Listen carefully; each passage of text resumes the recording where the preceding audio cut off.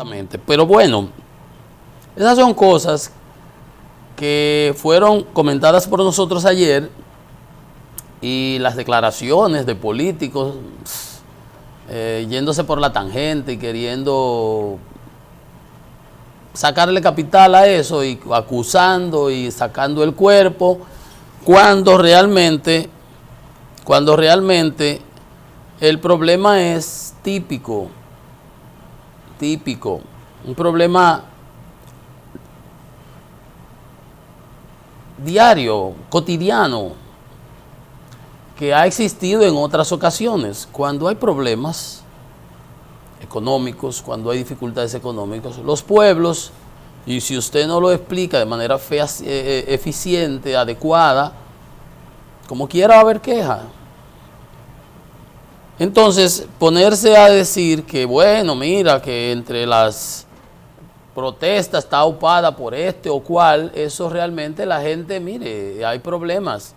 Ahora, esos grupos demagógicos y populares se aprovechan e incluyen una retajila de reclamos y reivindicaciones que son imposibles de satisfacer, y ahí se mete el populismo y ellos tiran una patada para que a todo el mundo le llegue. Que le busquen tierra a los campesinos. Pero un campesino que no tiene tierra dice, pues que le van, pero me voy a meter ahí. Aunque no tire la piedra, pero de alguna manera si le preguntan está de acuerdo. Al que se le está yendo el agua y no le está llegando el agua, al que le están dando los apagones, y le preguntan, dice, sí, claro. Al de los AFP, que eliminen el sistema de pensiones, ¿para volver para cuál? Para el de antes, del Instituto de Seguro Social, por Dios. No es que esté bueno, ni que seas bueno. Yo pensaba que me iba a regalar mi cuarto, no me han dado nada, pero de ahí a destruir lo que hay, ¿verdad? O sea, hay ese tipo de cosas, es cierto, pero fíjense, que le decía, con unas declaraciones de un político de norte de Santiago, que acusaba a la oposición, y que entonces los organizadores dicen que no tiene nada que ver con eso y que fue exitosa, cuando ni una cosa ni la otra. Siempre las huelgas son, usted sabe cómo es. Uno se queda en su casa porque no vayan a darle una pedrada a uno, porque es así. Pero para que ustedes vean si lo que yo decía ayer es sí o no, dice la directora para las Américas de Amnistía Internacional, Erika Guevara, que la guerra en Ucrania y la inflación reactivarán protestas en Latinoamérica. Usted ve, nosotros siempre estamos oliendo donde se guisa, anticipando. O sea, no hay que rasgarse las vestiduras, ni ponerse histérico, ni andar acusando y culpando. Que se presten y que se plieguen a esos reclamos. Los políticos que están en oposición no tienen por qué aplaudirle a los gobiernos todo. Y si hay quejas de la población, y ellos comparten muchas de esas, pero de ahí a que la están organizando, los partidos lo que están organizando a su membresía para crecer y para salir positivos en las encuestas. Pero obviamente hay una situación complicada en el mundo, y míralo como lo dice esta señora de Amnistía Internacional, para que vea que no somos nosotros. Sabemos que la situación, cito, dice ella, sabemos que la situación seguirá tensando y que las personas solo tendrán las calles como única herramienta para exigir la rendición de cuentas. ¿Ve usted? Dice, es posible que retornen las masivas protestas que se dieron entre el 2019 y el 2020 en países como Chile, Ecuador o Colombia. ¿Se da usted cuenta? ¿Se da cuenta? ¿Ve? O sea que esas protestas de ayer, después de 2 años de luna de miel de la presente administración del gobierno del presidente Abinader, no son nada del otro mundo. No son nada del otro mundo, que se tomaron previsiones que quizás podían parecer exageradas con tanto militar y militarización de todo el Cibao, las 14 provincias. Bueno, yo también decía, bueno, pero el corazón de la llama nada más los conoce el cuchillo. A lo mejor tienen información, ahí aparecían unos locos tirando tiros hacia arriba, porque aquí para locos, busquen los que sobran. Y a los que les encanta tirar la goma, y eso es típico, pero en todo caso, ustedes vieron, pero vea si yo tenía razón cuando le decía a ese señor que opinaba ayer, míralo ahí, lo dice Amnistía Internacional, en Latinoamérica, y es que va a haber dificultades y va a haber en el Asia, en esos países que dependen mucho del pan, del trigo, que el Programa Mundial de Alimentos compraba el 70% creo de Ucrania, del trigo ucraniano, para esos países del Asia y del África. Va a haber problemas.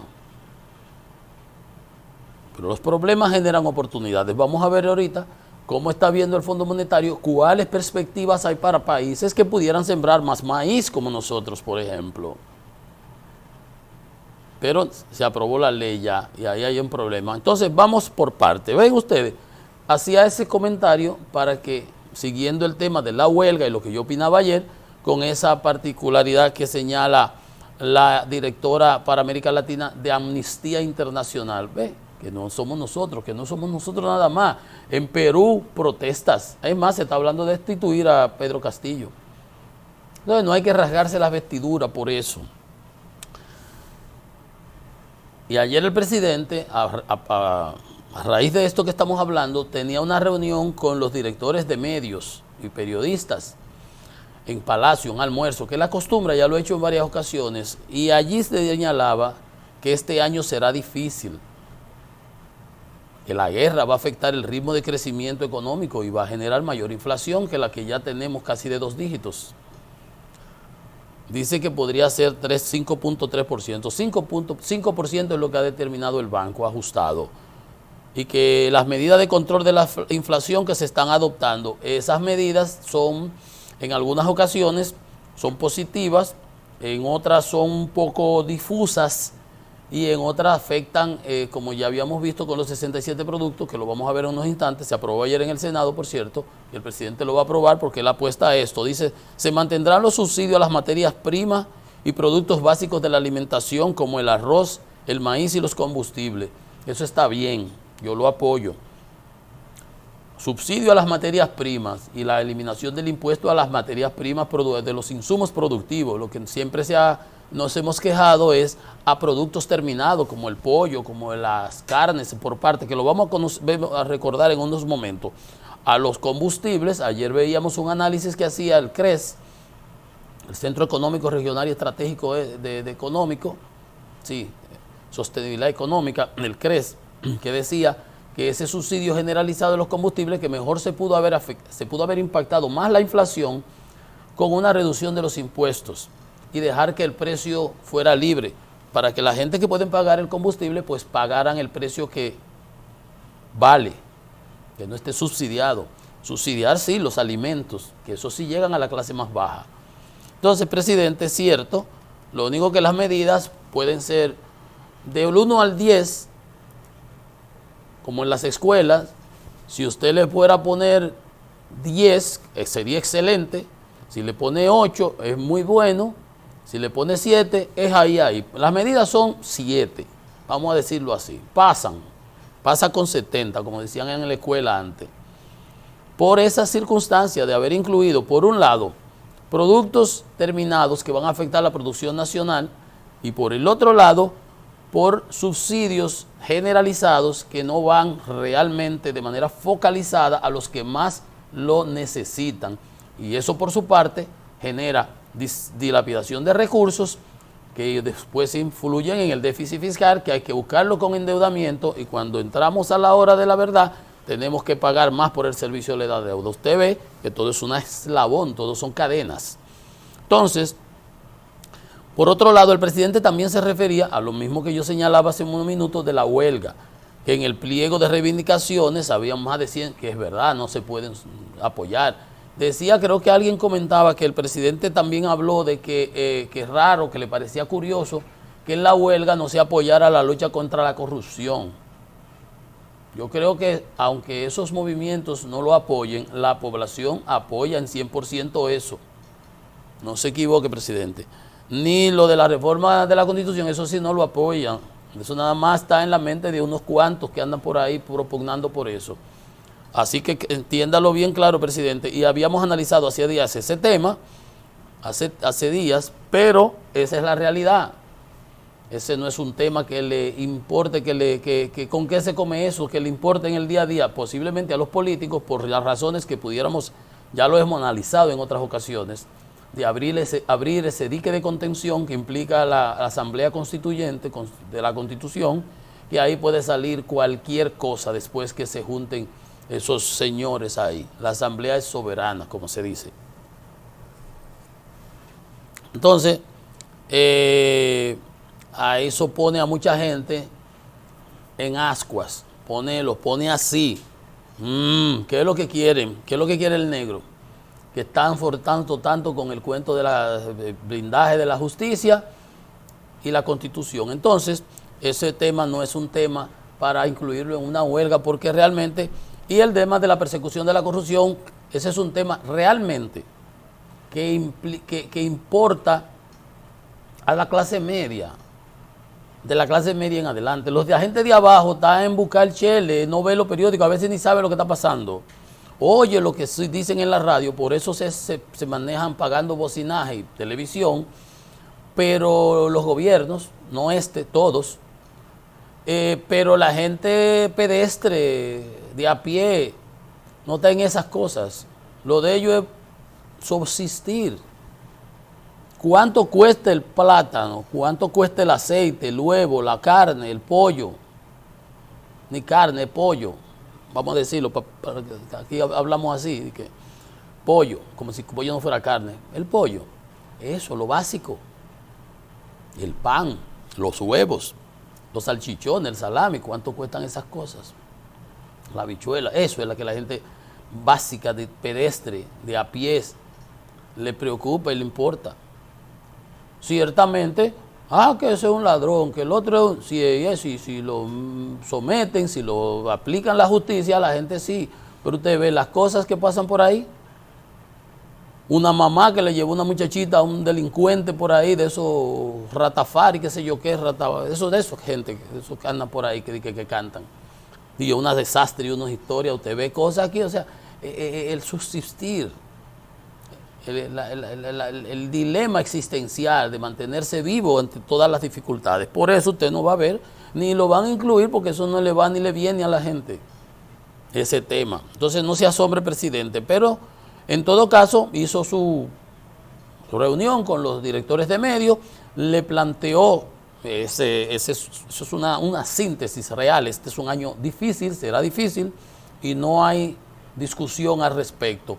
Y en función de eso, también deben tomarse realmente las cosas con filosofía y con calma, porque tampoco es cuestión de salir corriendo a la loca. No, medidas consecuentes que impacten la inflación, pero que no generen laceraciones de largo plazo en el cuerpo económico de la República Dominicana, que es lo que se le ha venido advirtiendo. Y que se dediquen recursos realmente a los segmentos, a los sectores, y que haya realmente un gasto eficiente.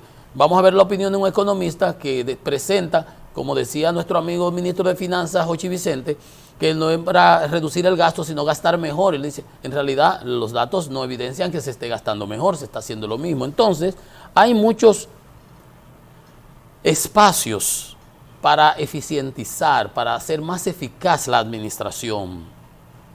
Se percibe que el presidente empuja la carreta de manera denodada, una agenda bestial, por aquí, por allí, por allí, por acá, pero hay gente que lo que hace es que le mete trabas a la carreta de su mismo equipo. Entonces, esas son cosas que habría que engrasar las ruedas de la carreta, quitar esas cosas, porque le dañan el trabajo. Esta reunión, ahí está, por ejemplo, miren un caso, en cultura, la Feria del Libro, de que la Feria del Libro es un desastre. Yo no he ido, pero ahí estamos. Aquí en San Ben dice, yo tenía una actividad ayer, me mandaron por un pabellón, ni el dueño del pabellón sabía. Esto es un desorden total. Salieron publicaciones en los periódicos. La feria sin estantes, sin libros. ¿De qué libro? Si no hay libros, si es de libro y no hay libro, ¿qué es lo que se va a hacer? Un desastre. Entonces sale, por ejemplo, hay otra cosa de la actividad, una exposición de un artista, Iván Tovar, que se ha perdido un cuadro, una pintura, una obra de arte. Y se ha querido acusar, o se señalaba al ministro ahí, a la directora de la cosa del Museo del Arte ese, donde estaba la obra, Elizabeth Jacín, la ingeniero, y hoy sale en la prensa respondiendo, le dice, nada de lo que dice la ministra es así. O sea, hay gente que no da pie con bola. Dios, y el presidente hace su esfuerzo. Y hay otros que están por ahí, tú lo ves, pero no resultan, no son eficaces. Y a la hora de la verdad es como cuando tú vas al examen de la vista, que yo siempre lo pongo, que te ponen las letras ahí. ¿Qué letra es esa? Es la H, y era un 9. Ya el médico sabe, y esta, entonces te va poniendo, tú necesitas un fondo de botella 14 por 14. Ve, cosas así, porque usted no ve. Entonces es por resultado que se evalúan las situaciones y las cosas. Entonces, por eso digo, hay que asumir la situación con parsimonia, con calma, no alocarse, queriendo correr más que la pelota, que usted, los jugadores, los corredores, no corren más que la pelota. Porque lo que está bien, por ejemplo, ponía ese caso, el presidente empuja la carreta a un lado, mira el caso del Ministerio de Cultura, una feria, toda una parafernalia y un desastre. Y la cosa de la obra, quieren culpar, eso no le dan los recursos, ¿cómo se va a cuidar la cosa? Entonces, ahí está. Pero, por ejemplo, mira lo que tiene la interdicción de la droga. En lo que va de abril, casi 6 toneladas de droga descomisada por la DNCD, por el Centro de Inteligencia y Coordinación Conjunta, el CICC. 104.002 paquetes frente al Mar Caribe, en lancha rápida. 659 paquetes más por San Pedro de Macorís, en la zona sur, en lanchas rápidas, colombianos, venezolanos, salen de La Guajira por allá. Otra con 743 paquetes de cocaína. En el 22, ahora, se han descomisado 11 toneladas de cocaína y 19 en el año 21. Señores, más que lo que se decomisaba en el gobierno pasado. No hay que aplaudir la labor que está haciendo, por eso es la DEA con el Centro de Coordinación Conjunta, es ahí. Ni dicen para allá, ni dicen para acá, es directamente. Entonces, esos son números que hablan por sí solos. ¿Qué podemos decir? Más de 40 toneladas de droga incautada en lo que va. O sea, ¿quién dirige la lucha contra la droga? La DNCD. Pero la DNCD, lo que hacen el trabajo, ahí está. El Centro de Coordinación Conjunta con la DEA. Entonces, eso resulta, da resultados. Produce beneficios al país porque enfrenta este flagelo. No hay de otra. No es inventando, es trabajando, haciendo lo que hay que hacer.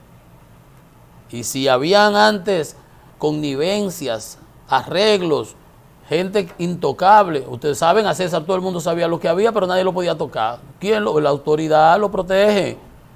¿Por dónde entraban esa droga? Por Multimodal, Carceudo, por Ojaina, por los aeropuertos. ¿Por qué? Porque las autoridades estaban copadas, todos lo protegían, era un acuerdo que había. Y cuando le buscan el pedigrí a todos esos que han pasado por ahí, son mega multimillonarios. Porque eso es un negocio, ya ustedes saben cómo. Pero lo que está bien hay que aplaudirlo. No nos cansamos de decirlo, porque realmente el daño que eso hace a la eso impacta en la delincuencia. El daño que eso le hace a la ciudadanía es inconmensurable, es en todos los sentidos. En todos los sentidos. Entonces, eso se aplaude. Y igual que la lucha contra la corrupción, el presidente dice, no le incluyeron en las demandas. Bueno, eso es un tema que no es del día a día, pero de todas maneras, sí, la sociedad, clase media, está pendiente de ese tema. Nosotros aquí lo llamamos y decimos, ¿y dónde están las auditorías? ¿Que dónde están las auditorías?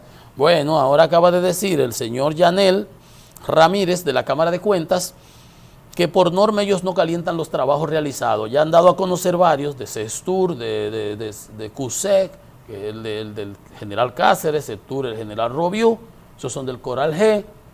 También dieron unos ahí que tienen que ver con los pulpos. Ya han dado a conocer varias de INAIPI, de Conani, creo que fue, bueno, el de la muchacho, el que está ahí, la esposa del general Robio. O sea, ya han dado a conocer varias auditorías. Dice de él que del grupo que pidió la Procuraduría todavía quedan 5 pendientes de publicar y que están en proceso en distintas etapas, que ellos no hacen allanamientos, que ellos solo se enfocan en la parte económica y financiera y que le corresponde a la Procuraduría pues judicializar los casos, lo cual es cierto, pero se hablaban de que habían 13 auditorías, ya sí han dado a conocer esas y las otras que están listas, dice que solamente faltan 5, Y comparto cuando él dice que cada persona es responsable de sus actos. Y si usted recibió un cargo público y no tenía las competencias y cometió errores en su gestión, pues ese es su problema. Y yo creo eso. Si por incompetencia, porque usted no sabe, porque eso es también. Hay gente que lo nombra en una función y no tiene ni idea, pero el que lo nombra es tan malo como el que lo acepta. Pero bueno, va a ser un trabajo mediocre, posiblemente. Debe ser muy raro que haga un buen trabajo si no conoce ni siquiera de eso. Pero en todo caso, a los fines de lo que se está hablando aquí es de que por incompetencia, pues comete irregularidades o violaciones a la ley. Entonces tendrá que pagarlo, la ley es clara, como dice. Y yo no creo en eso de que la ley 340, que se mandó una cosa ahí al Congreso para modificarla, que la ley no establece sanciones. Óigame, si usted violó la ley 340 para favorecer a esta persona, usted se puso de acuerdo con esa persona, eso es colusión de funcionarios o asociación de malhechores o ese tipo de cosas, porque nadie por de gratis me descalifica a mí para dárselo a aquel. O usted se chupa el dedo. No es así que funciona la cosa. Entonces, hay maneras y mecanismos para enlazar una cosa con otra, si se quiere, si hay voluntad. Si se quiere y si hay voluntad. Entonces, el tema ya casi es, como decía, consumatum est.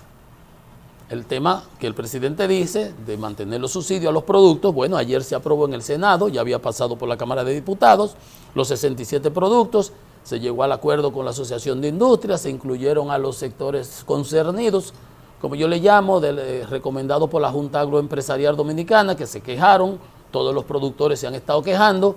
Como dijo el presidente Fernández, en cierto modo, se llegó a acuerdo para no conflictuar, para no confrontar al gobierno. Entonces, se aprobaron los 67 productos, tasa cero, por 6 meses. Estamos en abril.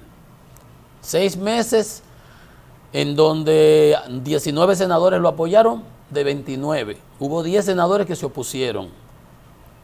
O sea, los oficialistas apoyaron y pasaron el proyecto. Pues bien, en ese proyecto la queja ha sido no que se exoneren los insumos productivos, como se hizo en Colombia, semillas,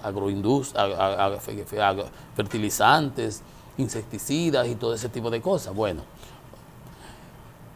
maíz, sorgo, vegetal. Entonces, en la lista hay carnes de res en canales, frescas, refrigeradas, en cortes o trozos, deshuesadas o sin deshuesar, ya usted sabe, carne de cerdo en canales,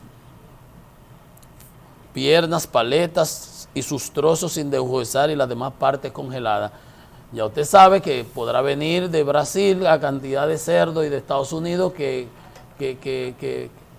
nada, si antes venía sin pagar impuestos de los Estados Unidos, ahora puede venir de cualquier otro sitio que no esté en el DERECAFTA. Ese es el problema. Entonces, nuestros productores de cerdo, de moca, que le vamos a exonerar el sorgo, el afrecho, el maíz, van ahora a verse afectados porque le vamos a traer carne por un tubo y ellos van a quebrar. La carne de pollo sin trocear, que ya viene de Estados Unidos, el pollo entero, pero de Brasil ahora va a llegar muslos cortos, muslos largos, pollos frescos o refrigerados, o sea que lo que sea, carne picada y molida, pechuga, muslos, ala y demás piezas congeladas. La industria del pollo, las granjas, se van a ver muy afectadas. Igual, importaciones de frijoles negros, rojos, blancos, jacomelos, lentejas, esos son las habichuelas que nosotros llamamos. Entonces, esas son las cosas que se han venido quejando los sectores productivos. Porque el permitir que entren las harinas de trigo y de maíz, eso está bien. Los aceites de soya, el girasol y el maíz refinado, todo eso lo apoyamos. Decíamos, son los productos. Por ejemplo, pastas alimenticias. Nosotros tenemos Molino, que la puede producir, y las otras productoras, panes Sobao, pan, importar pan Sobao, pan de agua integral. ¿Usted está viendo? Entonces, ¿quién come eso? En la clase alta. El gobierno va a dejar de recibir unos ingresos, va a perjudicar al productor aquí local que puede producir ese pan de buena calidad y competir y generar mano de obra. Entonces, ahora se le va a poner tasa cero para que una persona que coma pan tipo baguette o de molde integral. En Capotillo, en Las Cañitas, nunca han visto un pan tipo baguette. Nunca, usted puede estar seguro que no. ¿Me entienden? O sea, hay cosas que obviamente, entonces, por eso le decía, aquí se produce guandule, lo que tiene que darle 3 chelitos a la gente para que produzca guandule y habichuela. ¿Por qué nos vamos a convertir como en Venezuela, que todo lo importan y no producen nada? Entonces, ahí está la queja. Nos pasamos todas estas semanas discutiendo, analizando ese tema, ya se aprobó. Lo que se va a ver no se discute, dicen donde yo estudié.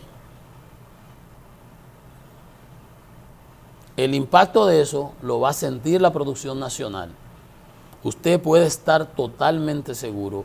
El productor de cerdo de Moca, que iba a ser, que ya vienen pasando trabajo con la fiebre porcina, que iba a hacer una ampliación, iba a invertir 50 millones de pesos en algo, olvídese usted que eso no lo va a hacer ahora mismo.